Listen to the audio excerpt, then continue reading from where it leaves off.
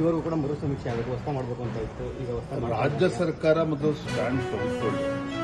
ನಾನು ಹಿಂದೂ ಕೂಡ 3 ತಿಂಗಳ ಕೆಳಗಡೆ ಯಾವಾಗ ರಾಜ್ಯ ಸರ್ಕಾರಕ್ಕೆ ಒಂದು ರೀತಿ ನಮ್ಮ ಹೋರಾಟಗಳ ಪರಿಣಾಮವಾಗಿ ರಾಜ್ಯ ಸರ್ಕಾರಕ್ಕೆ ಮುಜುಗರ ಆಗ್ತಾ ಇತ್ತು, ಆ ಸಂದರ್ಭದಲ್ಲಿ ನಾನು ಕಾಂತರಾಜ್ ವರದಿಯನ್ನು ಅನುಷ್ಠಾನ ಮಾಡ್ತೇನೆ ಅಂತೇಳಿ ಸಿದ್ದರಾಮಯ್ಯನವರು ಹೇಳಿದರು.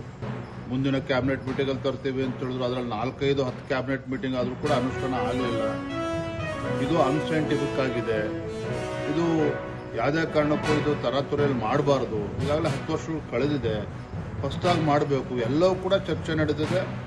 ಆಡಳಿತ ಪಕ್ಷದ ಸದಸ್ಯರು ಕೂಡ ವಿರೋಧ ವ್ಯಕ್ತಪಡಿಸಿದ್ದಾರೆ. ಡಿ.ಕೆ. ಶಿವಕುಮಾರ್ ಆದಿಯಾಗಿ ಸಚಿವರು ಕೂಡ ವಿರೋಧ ವ್ಯಕ್ತಪಡಿಸಿದ್ದಾರೆ. ಇದ್ರ ನಡುವೆ ಈಗ ಅವರಿಗೆ ಜ್ಞಾನೋದಯ ಆಗಿದೆ. ಯಾಕೆ ಜ್ಞಾನೋದಯ ಆಯಿತು? ಯಾವಾಗ RCB ವಿಚಾರದಲ್ಲಿ ಕಾಲ್ತುಳಿತಕ್ಕೆ ಒಳಗಾಗಿ 11 ಜನ ಮೃತಪಟ್ಟರು, ಈಗ ಅದನ್ನ ವಿಷಯ ಡೈವರ್ಟ್ ಮಾಡೋಕ್ಕೋಸ್ಕರ ಈ ವಿಚಾರವನ್ನ ಪ್ರಸ್ತಾಪ ಮಾಡಿದ್ದಾರೆ. ಅಂತಿಮವಾಗಿ ಇವರು ಏನೂ ಕೂಡ ಈ ವಿಚಾರದಲ್ಲಿ ಮಾಡೋದಕ್ಕೆ ಸಾಧ್ಯ ಇಲ್ಲ. ಯಾಕೆಂತ ಹೇಳಿದ್ರೆ ಕೇಂದ್ರ ಸರ್ಕಾರ ಈಗಾಗಲೇ ನಿರ್ಧಾರ ಮಾಡಿದೆ.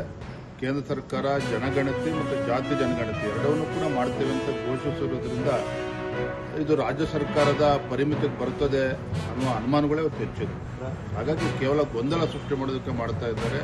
ಯಾವುದೇ ಒಂದು ತಾರ್ಕಿಕ ಅಂತ್ಯಕ್ಕೆ ತೆಗೆದುಕೊಂಡು ಹೋಗ್ತಕ್ಕಂಥ ಇವರ ಮನಸ್ಸು ಖಂಡಿತ ರಾಜ್ಯ ಸರ್ಕಾರಕ್ಕಿಲ್ಲ, ಸಿದ್ದರಾಮಯ್ಯನಿಗೂ ಕೂಡ ಇಲ್ಲ. ಯಾವಾಗ RCB ವಿಚಾರದಲ್ಲಿ ಕಾಲ್ತುಳಿತಕ್ಕೆ ಒಳಗಾಗಿ 11 ಜನ ಮೃತಪಟ್ಟರು, ಈಗ ಅದನ್ನ ವಿಷಯ ಡೈವರ್ಟ್ ಮಾಡೋಕ್ಕೋಸ್ಕರ ಈ ವಿಚಾರವನ್ನ ಪ್ರಸ್ತಾಪ ಮಾಡಿದ್ದಾರೆ. ಅಂತಿಮವಾಗಿ ಇವರು ಏನೂ ಕೂಡ ಈ ವಿಚಾರದಲ್ಲಿ ಮಾಡೋದಕ್ಕೆ ಸಾಧ್ಯ ಇಲ್ಲ. ಯಾಕೆಂತ ಹೇಳಿದ್ರೆ ಕೇಂದ್ರ ಸರ್ಕಾರ ಈಗಾಗಲೇ ನಿರ್ಧಾರ ಮಾಡಿದೆ. ಕೇಂದ್ರ ಸರ್ಕಾರ ಜನಗಣತಿ ಮತ್ತು ಜಾತಿ ಜನಗಣತಿ ಎರಡನ್ನೂ ಕೂಡ ಮಾಡ್ತೇವೆ ಅಂತ ಘೋಷಿಸಿರೋದ್ರಿಂದ ಇದು ರಾಜ್ಯ ಸರ್ಕಾರದ ಪರಿಮಿತಿಗೆ ಬರ್ತದೆ ಅನ್ನುವ ಅನುಮಾನಗಳೇ ಹೆಚ್ಚಿದೆ. ಹಾಗಾಗಿ ಕೇವಲ ಗೊಂದಲ ಸೃಷ್ಟಿ ಮಾಡೋದಕ್ಕೆ ಮಾಡ್ತಾ ಇದ್ದಾರೆ. ಯಾವುದೇ ಒಂದು ತಾರ್ಕಿಕ ಅಂತ್ಯಕ್ಕೆ ತೆಗೆದುಕೊಂಡು ಹೋಗ್ತಕ್ಕಂಥ ಇವರ ಮನಸ್ಸು ಖಂಡಿತ ರಾಜ್ಯ ಸರ್ಕಾರಕ್ಕಿಲ್ಲ, ಸಿದ್ದರಾಮಯ್ಯನಿಗೂ ಕೂಡ ಇಲ್ಲ.